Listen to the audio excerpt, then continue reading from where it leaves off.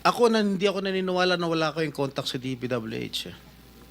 Hindi kami naniniwala. Pati siguro si minority leader, hindi naniniwala wala kayong contact. Pati si chairman, hindi naniniwala wala kayong contact. Ngayon, huwag ka tumingin sa, tumingin ka sa akin. Wala naman nagtatanong dyan. Sino ba tinitignan mo dyan? Oh, magkano binibigay mong porsyento o advance sa mga tiga DPWH para mabigyan ka ng proyekto? Wala po ako binibigyan sa DPWH po. Baka may ipakita ako sulat sa'yo. Umamin ka na. Wala po ako talagang... Kasi hindi po ako nakikipag-transact with the DPWH. At the end of the day, pag nagsinungaling ka, ipapakita ko yung sulat. Mino mo. Di ba umabot hanggang 40%?